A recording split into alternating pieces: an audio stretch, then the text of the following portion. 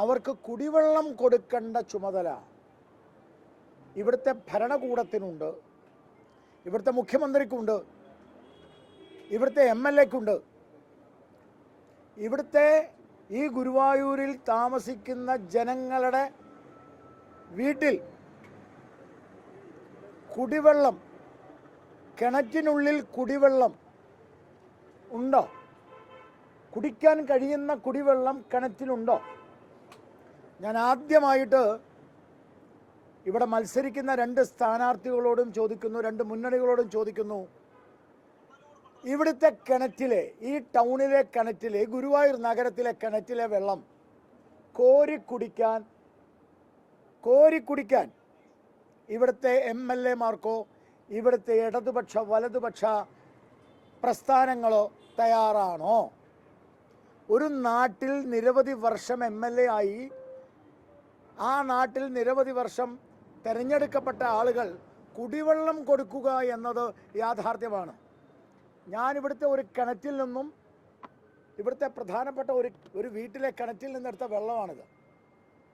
ഞാനിവിടുത്തെ MLAയോട് ചോദിക്കുകയാണ്, ഞാനിവിടുത്തെ ഇപ്പോഴത്തെ MLAയോടും ഇതിനു മുമ്പുണ്ടായിരുന്ന MLAയുടെ പാർട്ടിയോടും ചോദിക്കുകയാണ്, ഇതാണോ കുടിക്കേണ്ടത്? ഈ വെള്ളമാണോ കുടിക്കേണ്ടത്? പറ.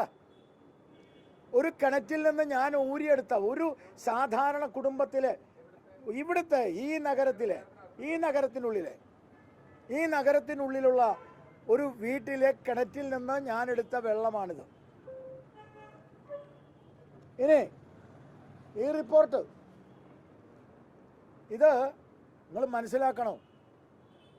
ഈ ഗുരുവായൂർ എന്ന് പറയുന്ന പവിത്രമായിട്ടുള്ള ഈ ഗുരുവായൂർ നിയോജക മണ്ഡലത്തിൽ ബാക്ടീരിയ നിറഞ്ഞ ഇവിടുത്തെ വീടുകളിലെ ഏതാണ്ട് 10-25 വീടുകളിലെ സാമ്പിൾ ശേഖരിച്ചതിന് ശേഷം ഇവിടുത്തെ വീടുകളിൽ ബാക്ടീരിയ നിറഞ്ഞിട്ടുള്ള കുടിവെള്ളമാണുള്ളത് എന്നുള്ളതിൻ്റെ റെക്കോർഡാണ് നിങ്ങളുടെ അടുത്ത് ഞാൻ സമർപ്പിച്ചിട്ടുള്ളത്.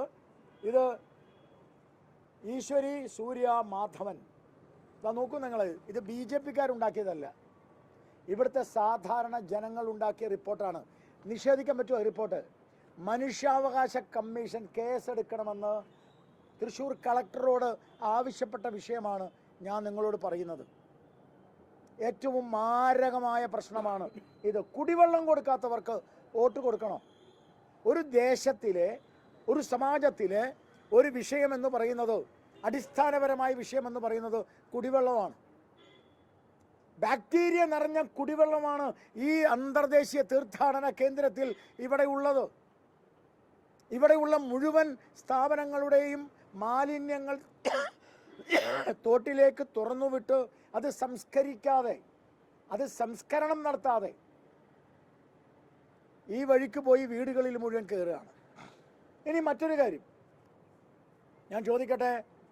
ചാവക്കാട് 50 ലക്ഷവും അതുപോലെ ലക്ഷങ്ങൾ ചെലവാക്കിയിട്ട് ചാവക്കാട് ടൗണിൽ കടപ്പുറത്ത് ഞാൻ ഇന്നലെ പോയപ്പോൾ ദ്വാരക ബീച്ചിൽ എഴുതി വച്ചിരിക്കുന്നു കുടിവെള്ള പദ്ധതി. നമ്മുടെ വെള്ളപ്പൊക്കം ഉണ്ടല്ലോ, വെള്ളപ്പൊക്കത്തിന് ശേഷമുള്ള കുടിവെള്ള പദ്ധതി. ടാപ്പ് തുറന്നാൽ വായുവാണ്, വെള്ളമില്ല, പട്ടി പറ്റി കിടക്കാണ് അതിനുള്ളിൽ. എവിടെ MLA? എവിടെയാണ് ഇവിടുത്തെ കുടിവെള്ളത്തിൻ്റെ വ്യവസ്ഥ? ഏങ്ങണ്ടൂരിലേക്ക് പോയാൽ നിങ്ങൾക്ക് ഉപ്പുവെള്ളം കിട്ടുക. ഞങ്ങൾ ഉപ്പുവെള്ളത്തിനെതിരെ, സാധാരണക്കാരന് കുടിക്കാൻ കിട്ടുന്ന വെള്ളം ഉപ്പുവെള്ളമായതുകൊണ്ട് ഒരു ദണ്ഡി മാർച്ച്, സിംബോളിക്കലായിട്ടുള്ള കുടിവെള്ളമില്ലാത്തതിൻ്റെ, ഉപ്പുവെള്ളം കയറുന്നതിന് എതിരായിട്ടുള്ളൊരു ദണ്ഡി മാർച്ച് ഭാരതീയ ജനതാ പാർട്ടി നേതൃത്വം നൽകുന്ന NDA കുടിവെള്ളത്തിനും ഉപ്പുവെള്ളത്തിനുമെതിരെ ഈ ഗുരുവായൂർ നിയോജക മണ്ഡലത്തിൽ വെക്കാൻ പോവുകയാണ്. അതിൻ്റെ തീരുമാനവും ഡേറ്റും പിന്നീട് ചുമതലപ്പെട്ടവരെ അറിയിക്കും. അപ്പോൾ കുടിവെള്ളമില്ലാത്ത വീടുകളിൽ മുഴുവൻ ബാക്ടീരിയയോട് കൂടിയിട്ട്, വീടുകളിൽ മുഴുവനും ദുർഗന്ധം വമിക്കുന്ന, മൂക്കു പൊത്താതെ ഈ അന്തർദേശീയ തീർത്ഥാടന കേന്ദ്രത്തിൽ നടക്കാൻ പറ്റില്ല എന്ന് പറഞ്ഞാൽ അതിനർത്ഥം എന്താ? ചോദിക്കാനും പറയാനും ഈ നാട്ടിൽ ആരുമില്ല എന്നാ? ഇത്രയും കാലം ജയിച്ചു പോകുന്നവർക്ക് എന്താ പരിപാടി? ചോദിക്കാനും പറയാനും ഇവിടെ ആരും ഇല്ലാത്തതുകൊണ്ടാ? അന്തർദേശീയ തീർത്ഥാടന ഘടനം. അപ്പോൾ ഒരു കാര്യം വളരെ വ്യക്തമാണ്, ഈ തീർത്ഥാടന കേന്ദ്രത്തോട് അല്പം പോലും താല്പര്യമില്ലാത്തവരാണ് ഈ തീർത്ഥാടന കേന്ദ്രത്തെ ബോധപൂർവം ഇല്ലാതാക്കണമെന്ന് ആഗ്രഹിക്കുന്നവരാണ് ഇവിടെ തെരഞ്ഞെടുക്കപ്പെടാൻ പലപ്പോഴും ഇടതും വലതും നിർത്തിയിട്ടുള്ളത്. ഈ തീർത്ഥാടന കേന്ദ്രത്തോട് യാതൊരു താല്പര്യമില്ലാത്തവരാണ്.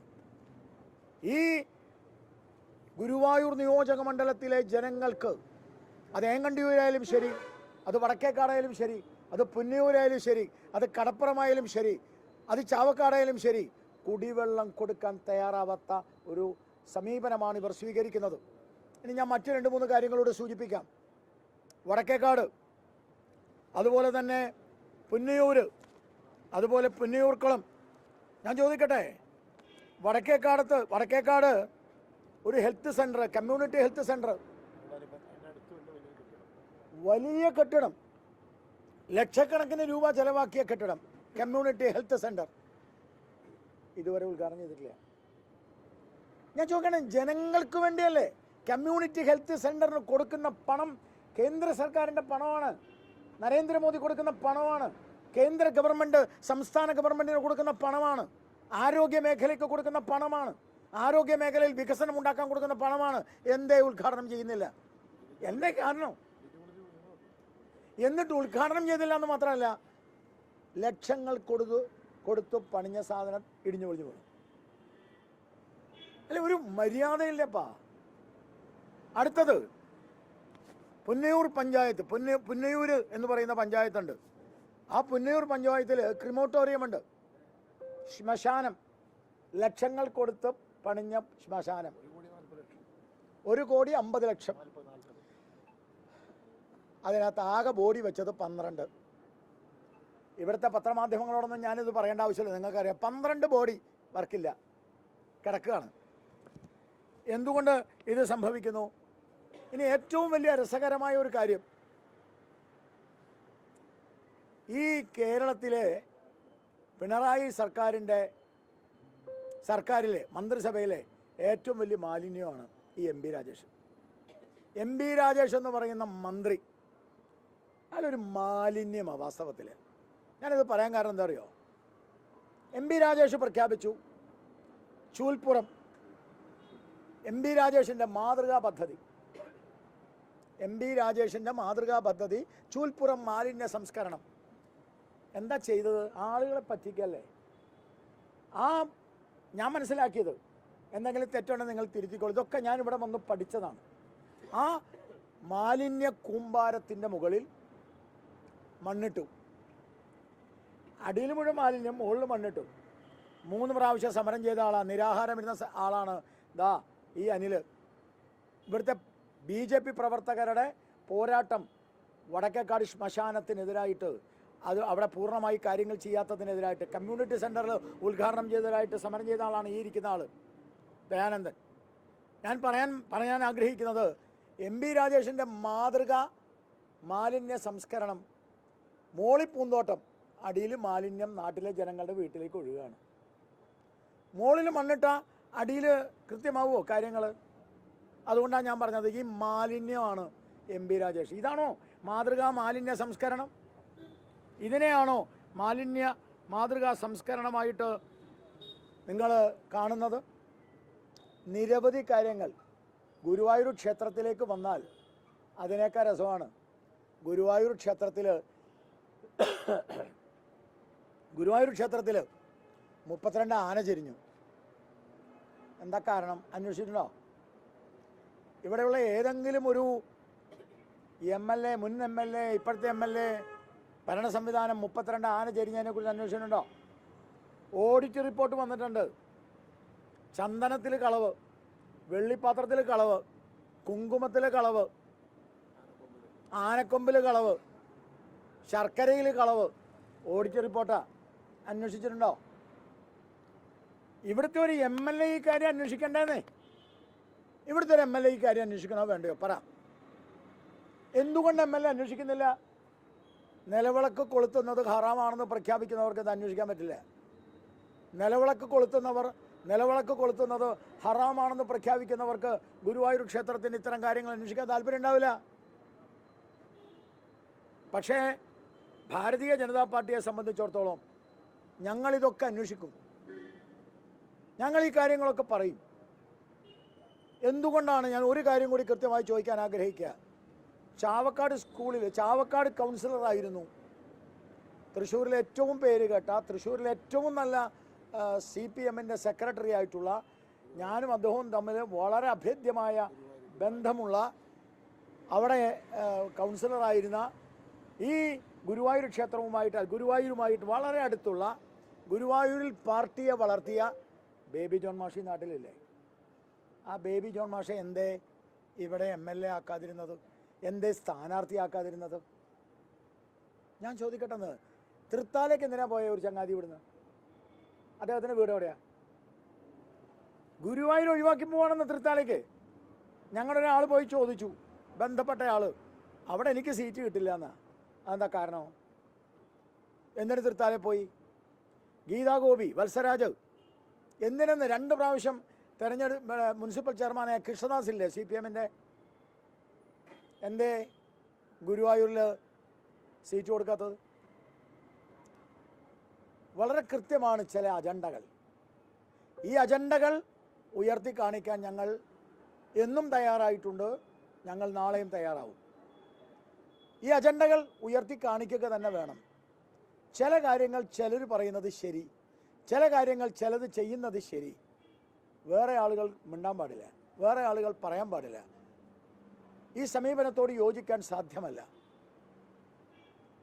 ഗുരുവായൂർ ക്ഷേത്രം അന്തർദേശീയ തലത്തിൽ പരിപാവനമായ ഈ ക്ഷേത്രത്തിൻ്റെ പരിശുദ്ധി അനുസരിച്ച്, ഈ ക്ഷേത്രവുമായി ബന്ധപ്പെട്ട ഈ ക്ഷേത്രത്തിൻ്റെ പരിശുദ്ധിയാണ് ഈ ഗുരുവായൂർ മണ്ഡലത്തിൻ്റെ ആവാസ വ്യവസ്ഥ, ഈ ഗുരുവായൂർ മണ്ഡലത്തിൻ്റെ സാമ്പത്തിക വ്യവസ്ഥ, ഈ ഗുരുവായൂർ മണ്ഡലത്തിൻ്റെ സാമൂഹ്യ വ്യവസ്ഥ. ആ ഗുരുവായൂർ ക്ഷേത്രത്തെ നിഷ്കരണം തള്ളിക്കൊണ്ടാണ് ഇടതും വലതും, ഗുരുവായൂർ ക്ഷേത്രവും ആ ക്ഷേത്ര വിശ്വാസികളും ആ ക്ഷേത്ര നിവാസികളും ആ ക്ഷേത്ര പരിസരവും നിഷ്കരണം തള്ളിക്കൊണ്ടാണ് ഇടതുപക്ഷവും വലതുപക്ഷവും എല്ലാ കാര്യങ്ങളും ചെയ്യുന്നത്. അതിനെതിരെ ശബ്ദിക്കേണ്ട ചുമതല ഞങ്ങൾക്കുണ്ട്. ആ ചുമതല നിർവഹിക്കപ്പെടുകയാണ്. അതുകൊണ്ട് ഇവിടുത്തെ MLA, ഇവിടുത്തെ മുൻ MLA, ഇവിടെ മത്സരിക്കുന്നവർ, ഇവിടുത്തെ ഇടതും വലതും ചെയ്യുന്ന ഈ അനീതി, ഗുരുവായൂർ ക്ഷേത്രത്തോട് ചെയ്യുന്ന അനീതി, ഗുരുവായൂർ മണ്ഡലത്തിലെ ജനങ്ങളോട് ചെയ്യുന്ന അനീതി, ആ അനീതിയാണ് ഈ പത്രസമ്മേളനത്തിൻ്റെ അടിസ്ഥാനം. അതുകൊണ്ട് BJP ഇടതുപക്ഷത്തെയും വലതുപക്ഷത്തെയും വെല്ലുവിളിക്കുകയാണ്. സ്ഥാനാർത്ഥികളെ നേരിട്ട് ഇവിടുത്തെ ഏതെങ്കിലും ഒരു കിണറ്റിൽ നിന്ന്, ഈ ഗുരുവായൂർ നിവാസികളുടെ ഏതെങ്കിലും ഒരു കിണറ്റിൽ നിന്ന് ഒരു ഗ്ലാസ് പച്ചവെള്ളം കുടിക്കാൻ തയ്യാറാണോ? നാട്ടിലിറങ്ങി ചോദിക്കട്ടെന്നേ. ഇലക്ഷന് വേണ്ടി വേണമെങ്കിൽ എന്തെങ്കിലും വന്നോട്ടെ എന്ന് വെച്ച് പച്ചവെള്ളം കുടിക്കും ഗോപാലകൃഷ്ണനെ തോപ്പിക്കാനല്ല. ഗോപാലകൃഷ്ണൻ വെല്ലുവിളിച്ചില്ലേ, ഞാൻ കുടിക്കുന്നു വേണമെങ്കിൽ കാണിക്കും. അതല്ല, അന്വേഷിക്ക്. നിങ്ങൾ പത്രമാധ്യമങ്ങൾ അന്വേഷിക്ക്. ഒരു സ്ഥലത്ത് നമ്മൾ മത്സരിക്കുമ്പോൾ ആ സ്ഥലത്തെ ജനവികാരം നമ്മൾ പറയണം.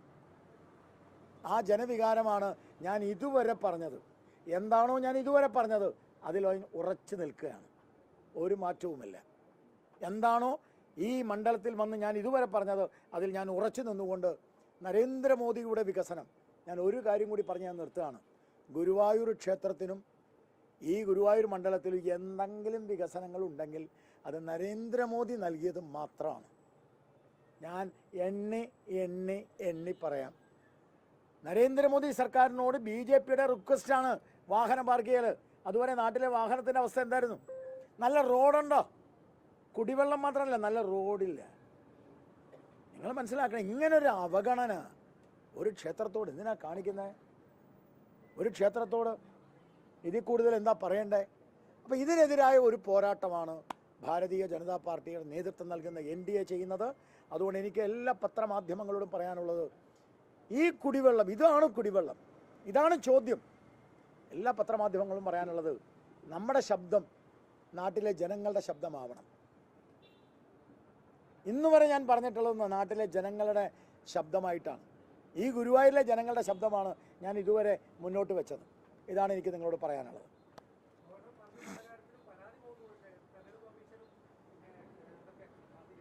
ഏത് കാര്യത്തിലാണ് പരാതി പോയിട്ടുള്ളത്? പറഞ്ഞോ, നിങ്ങളെ ഏത് കാര്യമെന്ന് പറഞ്ഞോ, നിങ്ങൾ പറഞ്ഞോ. അല്ല, ഞാൻ പറഞ്ഞ ചില കാര്യങ്ങളിൽ പരാതി പോകുന്നതാണല്ലോ പറഞ്ഞേ. കാര്യങ്ങളിൽ കുറേ കാര്യമുണ്ട്, പറഞ്ഞോളൂ. വർഗീയ എന്താണ് വർഗീയ പരാമർശം നടത്തിയത്? വർഗീയ പരാമർശം എന്ന് പറഞ്ഞാൽ അർത്ഥം എന്താ? വർഗീയ പരാമർശം എന്ന് പറഞ്ഞാൽ അത് വേറൊരു മതവിഭാഗത്തെ ഇല്ലായ്മ ചെയ്യുന്ന തരത്തിൽ പറയണം. അത് വേറെ ഏതെങ്കിലും ഒരു മതവിഭാഗത്തിനെതിരായി പറയണം. അതാണ്. ഒരു മിനിറ്റ്, നിങ്ങൾ ചോദ്യം ചോദിച്ചാൽ ഞാൻ ഉത്തരം പറയട്ടെ. ഞാൻ ചോദിക്കട്ടെ. തെരഞ്ഞെടുപ്പിൽ മതം പറഞ്ഞ് വോട്ട് ചോദിക്കുന്നവരാണല്ലോ മതേതരത്വത്തിൻ്റെ കുപ്പായി ഇട്ടിരിക്കുന്നത്. കഴിഞ്ഞ തദ്ദേശ തെരഞ്ഞെടുപ്പിൽ കോട്ടക്കൽ ചെയർപേഴ്സണായിട്ടുള്ള മുസ്ലിം ലീഗിൻ്റെ വനിത പറഞ്ഞത് ഇന്ന് പത്രമാധ്യമങ്ങളിലുണ്ട്.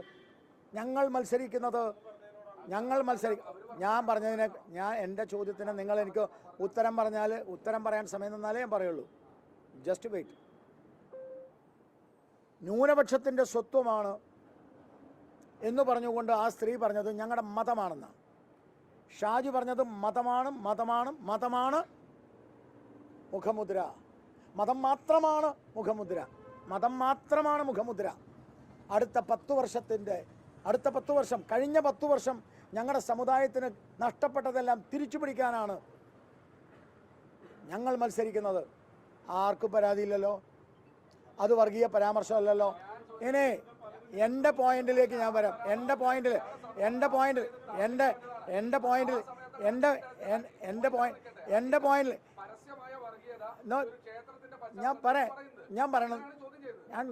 നിങ്ങൾ ചോദ്യം ചെയ്യാനുള്ള അവകാശം നിങ്ങൾക്ക്, ഉത്തരം പറയാനുള്ള അവകാശം എനിക്ക്. നിങ്ങൾ സമാധാനപ്പെട്ടിരിക്കുക. ഞാൻ അങ്ങോട്ട് പറയട്ടെ. ഞാൻ പറഞ്ഞിട്ടുള്ളത് ഞാൻ പറയണത് കേൾക്ക്. ഇനി നിങ്ങൾ സംസാരിച്ചാൽ ഞാൻ ഈ പരിപാടി നിർത്തും. ഞാൻ സംസാരിക്കുന്ന സമയത്ത് നിങ്ങൾ സംസാരിക്കാൻ സമയം എന്താ? ഇത് വാക്കുകൾക്കല്ലല്ലോ. നിങ്ങൾ ചോദ്യം ചോദിക്കല്ലേ. ചോദ്യം ചോദിച്ചാൽ പിന്നെ മിണ്ടാതിരിക്കുക. സാമാന്യ മര്യാദ കാണിക്കുക. പത്രസമ്മേളനം കൊല്ലം കുറേ ഞാൻ നടത്താൻ തുടങ്ങിയിട്ട്. അപ്പോൾ ഈ സംവാദമൊന്നും വേണ്ട. അതൊക്കെ നിങ്ങൾ വേറെ ആൾക്കാരുടെ അടുത്ത് മതി, എൻ്റെ അടുത്ത് വേണ്ട. ഞാൻ പറയുന്നത് കേൾക്കാനുള്ള താല്പര്യം നിങ്ങൾ കാണിക്കുക. സംവാദമാണെങ്കിൽ വെളി ഇറങ്ങിക്കുക, നമുക്ക് നോക്കാം. അപ്പോൾ പിന്നെ മിണ്ടായിരിക്കും. ഞാൻ സംസാരിക്കട്ടെ. ഒരു കാര്യം നിങ്ങൾ രണ്ടുപേരും ചോദിക്കുക. എനിക്ക് നിങ്ങൾ ഉത്തരം പറയാൻ സമയം തരുമ്പോൾ ഞാൻ പറയാം.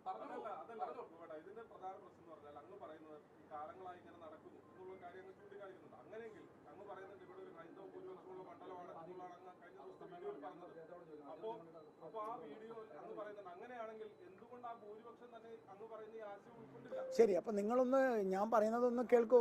ആണല്ലോ ഞാൻ സംസാരിച്ചിട്ടുള്ളത്.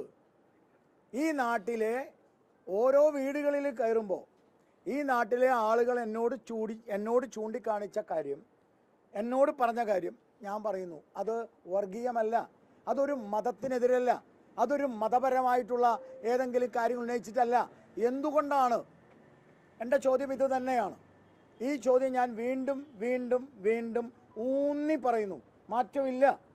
നിങ്ങൾക്ക് വേണമെങ്കിൽ നിങ്ങൾക്ക് പരാതി കൊടുക്കുകയോ എനിക്കെതിരായിട്ട് നിങ്ങൾ വാർത്ത കൊടുക്കുകയോ ഞാൻ വർഗീയത പറഞ്ഞു എന്നോ നിങ്ങൾക്ക് പറയൂ, എന്തു വേണം ചെയ്യാം. പക്ഷെ ഞാൻ ഊന്നി പറയുന്നു, എന്തുകൊണ്ട് 50 വർഷമായിട്ട് 1980 ശേഷം 50 വർഷമായിട്ട് എന്തുകൊണ്ട് ഒരു ഹിന്ദു സ്ഥാനാർത്ഥിയെ ഇടതുപക്ഷവും വലതുപക്ഷവും നിർത്തുന്നില്ല? ഇവിടെ എന്തുകൊണ്ട് നിർത്തുന്നില്ല? ഇതാണ് എൻ്റെ ചോദ്യം. ആ ചോദ്യത്തിന് ഉത്തരമാണ് ഞാൻ പറഞ്ഞത്. ബൽറാമിനെ നാട് കടത്തി. ബേബി ജോൺ മാഷ്ക്ക് ഇവിടെ കൊടുത്തിട്ടില്ല, വത്സരാജിനെ കൊടുക്കുന്നില്ല, ഗീതാ ഗോപിക്ക് കൊടുക്കുന്നില്ല, കൃഷ്ണദാസിന് കൊടുക്കുന്നില്ല. ഇത് ഈ നാട്ടിലെ ഹിന്ദു സമൂഹത്തിൻ്റെ ഒരു ചോദ്യമാണ്. ആ ചോദ്യം ഞാൻ ഉന്നയിക്കും സാർ. അത് എൻ്റെ ഇഷ്ടം. നിങ്ങൾ തെരഞ്ഞെടുപ്പ് എല്ലാ കാര്യവും ചോദിക്കേണ്ടത് തെരഞ്ഞെടുപ്പ് സമയത്താണ്. തെരഞ്ഞെടുപ്പ് സമയത്ത് ശബരിമല ചോദിക്കുന്നില്ലേ? കേരളത്തിലെ ഇടതുപക്ഷവും വലതുപക്ഷവും ശബരിമലയെക്കുറിച്ച് പറയുന്നില്ലേ? കഴിഞ്ഞ പ്രാവശ്യം ആലപ്പുഴയിലെ ഇടതുപക്ഷത്തിൻ്റെ സ്ഥാനാർത്ഥി ശബരിമല അയ്യപ്പനെ കയ്യിൽ പിടിച്ചുകൊണ്ടാണ് തെരുവിൽ വോട്ട് ചോദിച്ചത്. ഞാനാണ് ആ കാര്യം ഉയർത്തിക്കൊണ്ടുവന്നത്. ഒരു സ്ഥാനാർത്ഥി ഇടതുപക്ഷത്തിൻ്റെ ആരിഫ് നിഷേധിക്കാൻ പറ്റുമോ? ഇനി ഞാൻ ഒരു കാര്യം കൂടെ ചോദിക്കാം. ബഹുമാനപ്പെട്ട കേരളത്തിൻ്റെ മുഖ്യമന്ത്രി ആയിരുന്നല്ലോ കരുണാകരൻ. അദ്ദേഹം തൃശ്ശൂരിൽ ഒരു കളക്ടറെ വെക്കണം എന്നൊന്നും നിങ്ങൾ പത്രക്കാർ ഇവിടെ ഇല്ല. നിങ്ങളില്ല, ഞങ്ങളൊക്കെ ഉണ്ട് ഈ നാട്ടിൽ. ഇവിടുത്തെ പഴയ പത്രക്കാരോട് ചോദിക്കുക. ഈ ഗുരുവായൂർ എല്ലാ മാസവും 1-ാം തീയതി തൊഴാൻ വരുന്ന കരുണാകരൻ തൃശ്ശൂർ കളക്ടറെ വെച്ച സമയത്ത് അദ്ദേഹം പറഞ്ഞു ഹിന്ദു കളക്ടറെ വെക്കണം. അതെന്തിനാ പറഞ്ഞത്? വർഗീയ പരാമർശം മുഖ്യമന്ത്രിയുടെ. കെ കരുണാകരൻ ചോദിച്ചു നോക്ക് നിങ്ങൾ. ഞാൻ പറഞ്ഞതിൽ നിഷേധിക്കണമെങ്കിൽ ഇവിടുത്തെ ഏതെങ്കിലും പത്രക്കാരോട് ചോദിക്കുക. അദ്ദേഹം പറഞ്ഞ സ്റ്റേറ്റ്മെൻറ്റ് പറയുന്ന സമയത്ത് ഞാനുണ്ട് അവിടെ. ഞാൻ വേറൊരു കാര്യത്തിൽ അദ്ദേഹത്തെ കാണാൻ പോയതാണ്. അദ്ദേഹം പറഞ്ഞു ഹിന്ദു കളക്ടർ വേണം. മുഖ്യമന്ത്രിയെ പറയുന്നത്, ഗോപാലകൃഷ്ണൻ സ്ഥാനാർത്ഥി മാത്രമാണ്. കെ കരുണാകരൻ പറഞ്ഞ് എന്നാൽ കെ കരുണാകരനോട് ഇത് വർഗീയതയാണ്, നിങ്ങൾ പറയാൻ പാടില്ല എന്ന് പറയുന്നില്ലേ മുഖ്യമന്ത്രിയോട്? അപ്പോൾ ചോദിച്ചൊരു പത്രക്കാരൻ, എന്താ സാർ അങ്ങനെ പറയുന്നത്? ഗുരുവായൂർ ക്ഷേത്രം നിലനിൽക്കുന്നതാ, ഇരിഞ്ഞാലക്കുട ക്ഷേത്രം നിലനിൽക്കുന്നതാ, കൊടുങ്ങല്ലൂർ ക്ഷേത്രം നിലനിൽക്കുന്നതാ, ഗുരുവായൂർ അമ്പലത്തിൽ എല്ലാ 1-ാം മാസവും ഞാൻ തൊഴാൻ വരുന്നതാ. അതുകൊണ്ട് ഇവിടെ ഒരു ഹിന്ദു കളക്ടറെ പറ്റൂ പറഞ്ഞത് മുഖ്യമന്ത്രിയാണ്. ബി ഗോപാലകൃഷ്ണൻ ഈ പറഞ്ഞ വാക്കിൽ ഉറച്ചു നിൽക്കുന്നു. ഇവിടെ എന്തുകൊണ്ടൊരു ഹിന്ദു MLA ഉണ്ടായില്ല? എന്തുകൊണ്ടൊരു ഹിന്ദു സ്ഥാനാർത്ഥിയെ?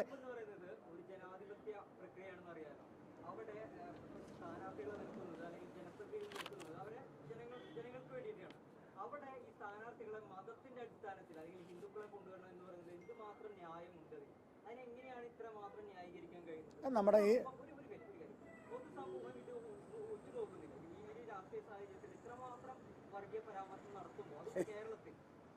സുഹൃത്തെ ഞാനൊരു കാര്യം പറയട്ടെ. നിങ്ങൾ ഈ വർഗീയ പരാമർശം സുഹൃത്തെ ഇനി എൻ്റെ സ്ഥാനാർത്ഥികളെ നിർത്തുന്നത് മതം നോക്കിയിട്ടാണെന്നുള്ളത് മലപ്പുറത്ത് പോയി ചോദിക്കണം, എന്നോടല്ല ചോദിക്കണ്ടേ. എന്തേ മലപ്പുറത്ത് ഹിന്ദുക്കളില്ലേ? എന്താ ഒരു ഞാൻ ചോദിച്ചതിന് ഉത്തരം പറയേ. അത് പോയി മലപ്പുറത്ത് ചോദിക്കുക, സ്ഥാനാർത്ഥികളെ നിർത്തുന്നത് മതം നോക്കിയിട്ടാണെന്ന്. അവിടെ ഹിന്ദുക്കളില്ലേ? എന്തേ ഒരു മറ്റേ സ്ഥാനാർത്ഥി ഇല്ലാത്തത്? ഞാൻ വീണ്ടും ഞാനിപ്പോഴും പറയുന്നേ, ഞാൻ ചോദിക്കട്ടെ, നിങ്ങൾ പറയുന്നത് നിങ്ങൾക്ക് ചെയ്യാം, ഗോപാലകൃഷ്ണൻ പറയാൻ പാടില്ല. എന്തേ ഇവിടുന്ന് ബലറാമിനെ തൃത്താലേക്ക് വിടുന്നത്? നിങ്ങൾ അതിന് ഉത്തരം പറ. ഞാൻ പോയി ചോദിച്ചതാണെന്ന് എൻ്റെ വേണ്ടപ്പെട്ട ഈ ബലറാമും ഞാൻ നമ്മളുടെ ബന്ധം എന്താ അറിയോ നിങ്ങൾക്ക്? അയാൾ ശ്രീകൃഷ്ണ കോളേജിൽ പഠിക്കുമ്പോൾ KSUക്കാരനായിരുന്നു. ഇതേ ശ്രീകൃഷ്ണ കോളേജിൽ ഒരു സമരം ഉണ്ടായിരുന്നു.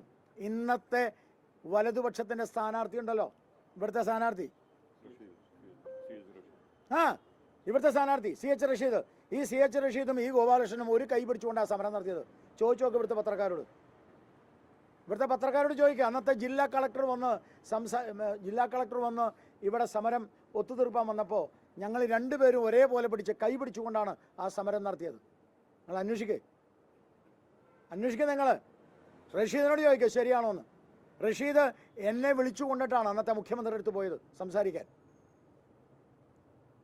ഞങ്ങൾ എന്തു പറയുമ്പോഴും വർഗീയ പരാമർശം. വർഗീയത എന്ന് പറഞ്ഞ ഒരു മതത്തിനെതിരായിട്ടാണ് സാർ. ഞാൻ ഒരു മതത്തിനെതിരായിട്ടല്ല പറയുന്നത്.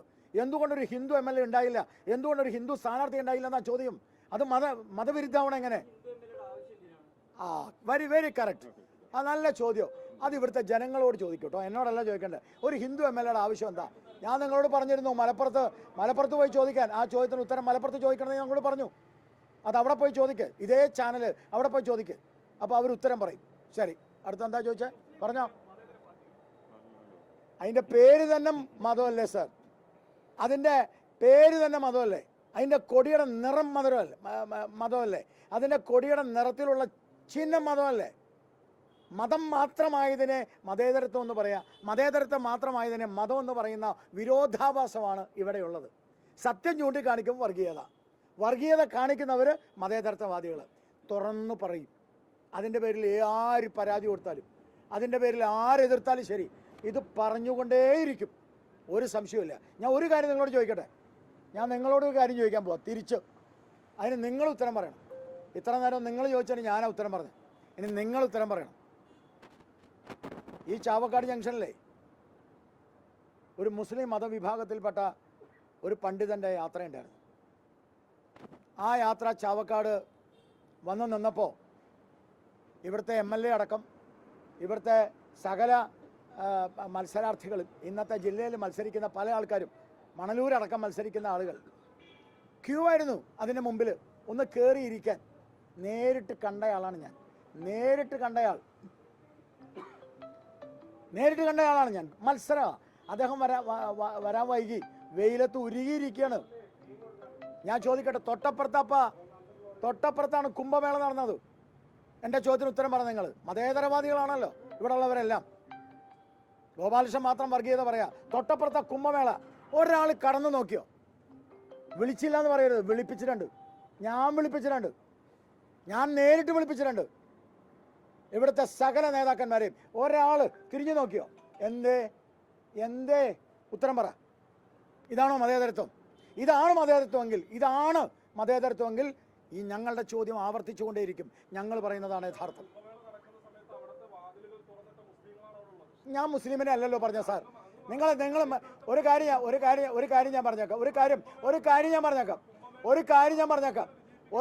ഞാൻ പറഞ്ഞേക്കാം. മനസ്സിൽ രാഷ്ട്രീയം ഉണ്ടെങ്കിൽ രാഷ്ട്രീയം മനസ്സിൽ വെച്ചോ. ഗോപാലകൃഷ്ണൻ മുസ്ലിമിനെല്ലാം സംസാരിച്ചേ, രാഷ്ട്രീയ പാർട്ടികൾക്കെതിരെ സംസാരിച്ചേ. ഞാനിവിടുത്തെ മുസ്ലിങ്ങളോടല്ല സംസാരിച്ചേ, രാഷ്ട്രീയ പാർട്ടിയോടാ. ആ വർത്താനൊന്നും പറയണ്ട. തെറ്റുണ്ടായിക്കോട്ടെ.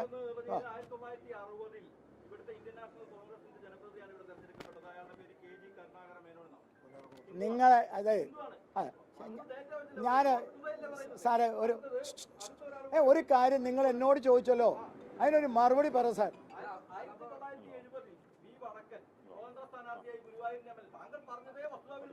ഞാൻ അങ്ങോട്ട് പറയാൻ ഒരു മറുപടി ചോദിച്ചല്ലോ. നിങ്ങൾ ചോദിക്കുക ചെയ്യണ്ട, പറയല്ല. ഞാനതിന് മറുപടി പറയട്ടെ. ഞാൻ ഒരാളുടെ ചോദ്യം ഗോപാലകൃഷ്ണൻ പറഞ്ഞത് എന്താണെന്നുള്ള ആദ്യം തന്നെ പഠിച്ചിട്ട് ചോദിക്കണം. പഠിക്കാതെ വായി തോന്നി ചോദിക്കരുത്. 1980 ശേഷം എന്നൊരു വാക്കാണ് ഞാൻ പറഞ്ഞത്. അരനൂറ്റാണ്ട് കാലം എന്നാ. നിങ്ങൾ പോയിട്ട് 1947 ചരിത്രം കൊണ്ടുപോവാ. ഞാൻ 1980 എന്ന് പറഞ്ഞാൽ നിങ്ങൾ ഇതിന് 60 പറയണേ. ഞാൻ 1980 എന്ന് പറഞ്ഞാൽ 80 പറ. അല്ല ഈ ഇരിക്കുന്ന ഓരോ പത്രമാധ്യമങ്ങളോട് ഇപ്പൊ ചോദിക്കുക. 1980 ശേഷം അരനൂറ്റാണ്ട് വർത്താനം പറയരുത് എന്നോട് കേട്ടോ. നിങ്ങളെ ഒരു മിനിറ്റ് വേണം നിൽക്കുന്നത്. നിങ്ങളൊക്കെ ചോദ്യം ചോദിക്കുമ്പോഴേ ചോദ്യം പഠിച്ചിട്ട് ചോദിക്കണം. അല്ല ന്യൂസ് മലയാളത്തിന്റെ ആളല്ലേ, ഒന്ന് ന്യൂസ് മലയാളത്തിലെ എഡിറ്ററോട് സംസാരിക്കും. മനസ്സിലായില്ലേ? ചോദ്യം ചോദിക്കുമ്പോൾ പഠിച്ചിട്ട് ചോദിക്കണം. അരനൂറ്റാണ്ട് കാലം എന്നാ ഞാൻ പറഞ്ഞത്. 1980 എന്നാ ഞാൻ പറഞ്ഞത്. ഇപ്പൊ പറഞ്ഞു, ഇന്നലെ പറഞ്ഞു, നാളെയും പറഞ്ഞു. അപ്പൊ തെറ്റ് നിങ്ങൾക്ക് പറ്റിയത്. അത് തെറ്റ് നിങ്ങൾക്ക് പറ്റിയ സമ്മതിച്ചോ? തെറ്റ് നിങ്ങൾക്ക് സമ്മതിച്ചു. ഞാൻ 80 ശേഷം പറയുമ്പോൾ നിങ്ങൾ 80 മുമ്പ് പറയണ്ട. ഞാൻ പറയാം. 1980 മുമ്പിൽ ഇത്ര വർഗീയത ഉണ്ടായിരുന്നില്ല. 1980 ശേഷം വർഗീയത ഉണ്ടാക്കിയത് അതാണ് ഈ ഇടതുപക്ഷം വലതുപക്ഷവും. അതാണ്, അത്രേ ഉള്ളൂ. നിങ്ങൾ ആദ്യം പോയി പഠിച്ചിട്ട് വാ, എന്നിട്ട് ചോദിക്കാം. വേറെ ആർക്കെങ്കിലും ചോദിക്കാനുണ്ടോ? നിങ്ങൾ ആദ്യം നിങ്ങളുടെ ചോദ്യം കഴിഞ്ഞു. നിങ്ങൾ ആദ്യം പോയി പഠിച്ചിട്ട് വാ, എന്നിട്ട് സംസാരിക്കാം. നിങ്ങൾ ചോദ്യം ചോദിക്കുമ്പോൾ ആദ്യം തന്നെ പഠിച്ചിട്ട് ചോദിക്കും മിസ്റ്റർ. വെറുതെ വിവരമില്ലാതെ സംസാരിക്കല്ലേ. പെരുമാറ്റച്ചട്ടമൊക്കെ നിങ്ങൾ പറഞ്ഞോ? ഞാൻ പറഞ്ഞല്ലോ, ഞാൻ നേരിട്ട് വന്നു പറഞ്ഞില്ലേ? ആദ്യം തന്നെ എനിക്ക് നിങ്ങളൊരു കാര്യം, ഞാൻ തർക്കിക്കാൻ വന്നല്ല.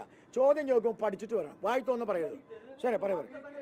ഞാൻ ഇതുവരെ ചോദിച്ചോ പെരുമാറ്റച്ചട്ടമല്ലല്ലോ. വസ്തുതാപരമായി ഗോപാലകൃഷ്ണൻ തെറ്റെന്നല്ലേ പറഞ്ഞേ? വിവരമില്ലാതെ സംസാരിക്കല്ലേ കേട്ടോ. ഗോപാലകൃഷ്ണൻ കുറെ കാലം ഇതൊക്കെ കണ്ടു തുടങ്ങിയിട്ട്. അപ്പൊ നിങ്ങൾ വേറെ വല്ല ആൾക്കാരുടെ അടുത്ത് പോ.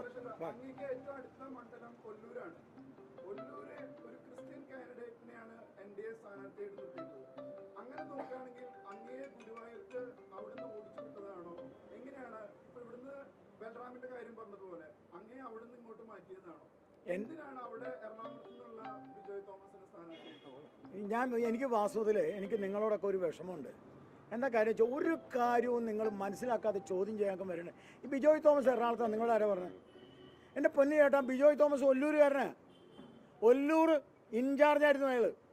ഞാൻ ഒല്ലൂർ മത്സരിക്കുമ്പോൾ ഇൻചാർജാണ്.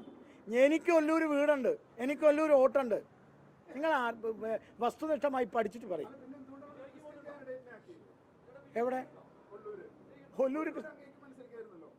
എൻ്റെ ഈ മത്സരിക്കാൻ സ്ഥാനാർത്ഥിയെ നിശ്ചയിക്കുന്നത് മറ്റേ കേന്ദ്ര നേതൃത്വമാണ്. അദ്ദേഹം പറഞ്ഞിട്ടുണ്ട്, അവർ തീരുമാനിച്ചിട്ടുണ്ടാവും ഗോപാലകൃഷ്ണനാണ് ഈ കാര്യങ്ങൾ പറയാൻ ബെസ്റ്റ്, ഇവിടുത്തെ ജനങ്ങളുടെ കാര്യങ്ങൾ പറയാൻ ബെസ്റ്റ് ഗോപാലകൃഷ്ണനാണ് ഈ ഗുരുവായൂർന്ന് അത് വിചാരിച്ചിട്ടുണ്ടാവും.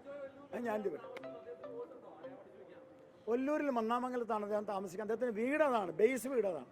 അദ്ദേഹത്തിൻ്റെ ബേസ്, അദ്ദേഹത്തിൻ്റെ ഭാര്യ വീട്, അദ്ദേഹത്തിൻ്റെ കുടുംബ വീട്, അദ്ദേഹത്തിൻ്റെ തറവാട് വീട് എല്ലാം അവിടെയാണ്. ഇനി അത് മാത്രമല്ല ഒല്ലൂരിൽ അദ്ദേഹം നേരത്തെ മറ്റേ അസംബ്ലി മത്സരിച്ച ആളാണ്. ഞാൻ ഇത്രയും പറഞ്ഞാൽ അയാൾ താമസിക്കുന്ന അവിടെയാന്ന് പറഞ്ഞാൽ പിന്നെ ബേസ് അയാളുടെ തറവാടും അയാളുടെ താമസവും എല്ലാം അവിടെയാണ്. ശരി, വേറെ എന്തെങ്കിലും ഉണ്ടോ? പറഞ്ഞോളൂ, അറിയിക്കും. ഓ,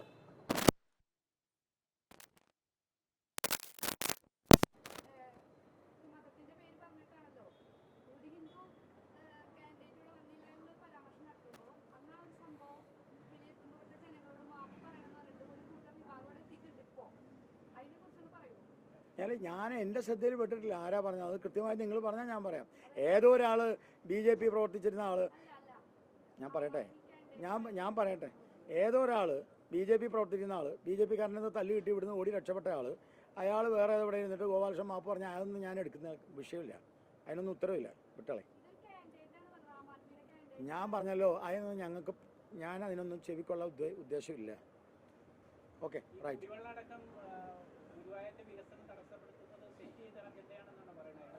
എൻ്റെ പരിപൂർണമായ വിശ്വാസം, ഗുരുവായൂരിൽ ഈ കുടിവെള്ളത്തിൻ്റെ കാര്യത്തിൽ ശാശ്വതമായ പരിഹാരമുണ്ടാക്കാത്തത്, ഗുരുവായൂരിൽ വരുന്ന ഭക്തന്മാരെ നിഷ്കരണം, ഭക്തന്മാരോട് കാണിക്കുന്ന സമീപനം, അവരുടെ സഞ്ചാര സ്വാതന്ത്ര്യമടക്കം ഇവിടെ കാണിക്കുന്ന എല്ലാം ബോധപൂർവമായ ഗുരുവായൂർ ക്ഷേത്രത്തോടുള്ള ഒരു വെല്ലുവിളിയാണ് എന്നാണ് അതിശക്തമായി ഞാൻ പറയുന്നത്. 3 പ്രാവശ്യം കേരളത്തിലെ ഏറ്റവും മികച്ച നഗരസഭയ്ക്കുള്ള അവാർഡ് മാലിന്യ വിഷയം ഉൾപ്പെടെയുള്ള വിഷയങ്ങൾക്കാണ് അങ്ങനെയുള്ള ഒരു നഗരസഭ ആണ് മാലിന്യ വിഷയത്തിൽ ചെയ്യുന്നില്ല എന്നാണ് പറയുന്നത്. നിങ്ങൾ ഈ കുടിവെള്ളം, താങ്കൾ ഇവിടുത്തെ പത്രപ്രവർത്തകനാണെങ്കിൽ ഗോപാലകൃഷ്ണൻ പറഞ്ഞ തെറ്റാണോ ശരിയാണോ പറ. ഈ ഇവിടെ നേരത്തെ ഞാൻ ചൂണ്ടിക്കാണിച്ചത് ഞങ്ങളുണ്ടാക്കിയ റിപ്പോർട്ടല്ല, ഇത് തെറ്റാണോ ശരിയാണോ എന്ന് പറയാം. ജില്ലാ കളക്ടറോട് മനുഷ്യാവകാശ കമ്മീഷൻ സ്വമേധയാ കേസെടുക്കണം നഗരസഭയ്ക്കെതിരെ എന്ന് പറഞ്ഞത് ശരിയാണോ തെറ്റാണോ എന്ന് പറ. ആ 3 ഉത്തരം നിങ്ങൾ പറ. എന്നിട്ട് മികച്ച നഗരസഭയ്ക്ക് കൊടുക്കാം. മികച്ച നഗരസഭയ്ക്ക് മാത്രമല്ല, വേടന് സ്വാതന്ത്ര്യം എന്തോ ഒരു മികച്ച പാട്ട് എഴുതിയത് കൊടുത്തല്ലോ, അതൊക്കെ ഉണ്ടാവും. അതൊക്കെ ആ സമയത്ത് ഉണ്ടാവുന്നതാണ്. ഓരോരുത്തർക്കും ഓരോ വികാരങ്ങൾ ഓരോ സമയത്തുണ്ടാവും. ചിലത് കാണുമ്പോൾ അതാണ് ശരിയെന്ന് തോന്നും. എനിക്ക് തെറ്റില്ല. വേടന് കൊടുത്തത് നല്ലതാണ്, വേറൊരാൾക്ക് കൊടുത്തത് നല്ലതാണ്, നഗരസഭയ്ക്കും കൊടുത്തത് നല്ലതാണ് എന്ന് വെച്ച് എനിക്ക് എൻ്റെ കാര്യങ്ങൾ പറയാൻ പാടില്ല എന്നുണ്ടോ? ഇവിടെ നടക്കുന്ന യാഥാർത്ഥ്യം സൂചിപ്പിക്കേണ്ട എന്നുണ്ടോ? ഇല്ലല്ലോ, ഞാൻ സൂചിപ്പിക്കുന്നു. ഇത് ശരിയാണെങ്കിൽ നിങ്ങൾ സ്വീകരിക്കുക, ശരിയല്ലെങ്കിൽ ഉപേക്ഷിച്ചേക്ക്. ഞാനിത് ജനങ്ങളോട് പറഞ്ഞുകൊണ്ടേയിരിക്കും. ഇവിടെ നരേന്ദ്രമോദിയുടെ വികസനം, നരേന്ദ്രമോദി സർക്കാർ കൊണ്ടുവന്ന വികസനമല്ലാതെ ഒരു നഗരസഭയും ചെയ്തിട്ടില്ല. നരേന്ദ്രമോദിയോടാണ് ഗുരുവായൂരിലെ ജനങ്ങൾ നന്ദി പറയേണ്ടത്, ഗുരുവായൂരിലെ ഭക്തന്മാർ നന്ദി പറയേണ്ടത്, ഗുരുവായൂരിലെ നിവാസികൾ നന്ദി പറയേണ്ടത്. അതുകൊണ്ട് ഞാൻ ഇവിടെ വെച്ച് നിങ്ങളോട് പറയുകയാണ്, ഭാരതീയ ജനതാ പാർട്ടിയുടെ സ്ഥാനാർത്ഥി, NDA സ്ഥാനാർത്ഥി എന്ന നിലയിൽ ഞാൻ ജയിച്ചാൽ ഈ കുടിവെള്ളത്തിന് ഈ നാട്ടിലെ നഗരവാസികളുടെ, ഈ നാട്ടിലെ ഏങ്ങണ്ടിയൂർ പഞ്ചായത്തിലെ, പുന്നൂർ പഞ്ചായത്തിലെ, പുന്നൂർക്കുളം പഞ്ചായത്തിലെ, ചാവക്കാട് പഞ്ചായത്തിലെ കുടിവെള്ളത്തിൻ്റെ പ്രശ്നം ഞാൻ പരിഹരിക്കും.